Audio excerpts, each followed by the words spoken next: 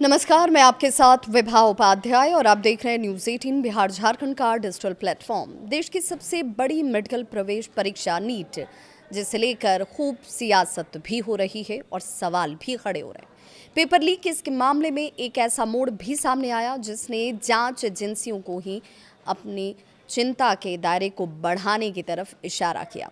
अब तक सिर्फ पेपर लीक की बात हो रही थी, लेकिन अब जांच में एक हैंडराइटिंग गेस पेपर की एंट्री हो चुकी है। जी हाँ, ये हैंड रिटन गेस पेपर क्या है, इसे भी समझेंगे। दावे में कितनी सच्चाई है और इसके पीछे का आधार क्या है।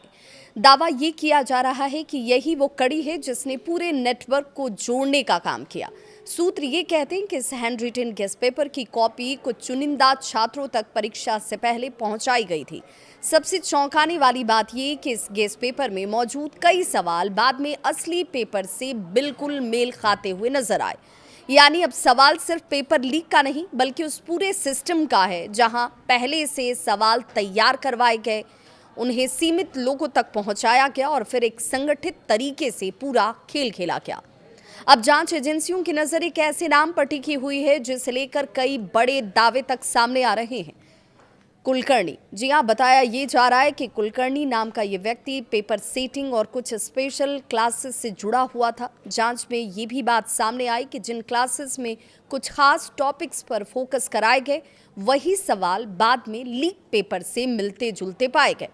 यहीं से जांच और ज्यादा गंभीर हो गई। एजेंसियां अब इस बात का पता लगाने में जुटी हैं कि आखिर ये सिर्फ संयोग था या फिर पहले से तैयार किया गया एक पूरा प्लान।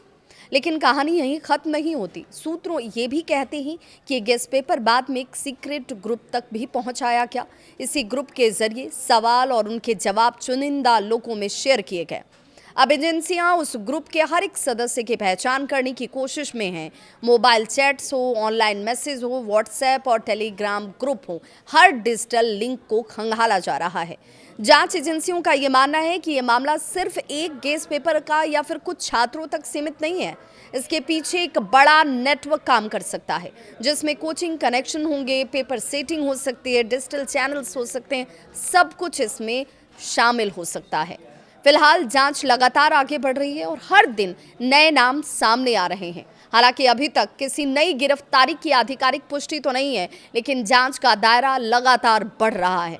इस पूरे मामले ने लाखों छात्रों और उनके अभिभावकों की चिंता को बढ़ा दिया है, क्योंकि नीट सिर्फ एक परीक्षा नहीं, बल्कि लाखों छात्रों के भविष्य का सवाल है। अब सबसे बड़ा सवाल तो यही कि क्या ये सिर्फ कुछ लोगों की साजिश थी या फिर नीट जैसी बड़ी परीक्षा के पीछे कोई बहुत बड़ा नेटवर्क काम कर रहा था। और सबसे अहम कि जांच एजेंसियां इस पूरे खेल के असली मास्टरमाइंड तक पहुंच पाएंगी। ऐसे ही सवाल जो हैं वो आम लोगों के जहन में है, स्टूडेंट्स के मन में, अभिभावकों के मन में है, जो साल दर साल मेहनत करते हैं इस उम्मीद के साथ कि उनकी मेहनत परीक्षा के साथ रंग लाएगी। लेकिन ऐसी घटनाओं के बार बार होने से आत्मविश्वास हिलता है, सिस्टम पर भरोसा कमज़ोर होता है। लेकिन सरकार और व्यवस्था चलाने वाले बार बार ये दावा कर रहे हैं कि अब परीक्षा फुल प्रूफ होगी, बच्चों के भविष्य से कोई समझौता नहीं होगा। इसे लेकर आपकी क्या है राय? अपनी राय कमेंट सेक्शन में ज़रूर साझा करें।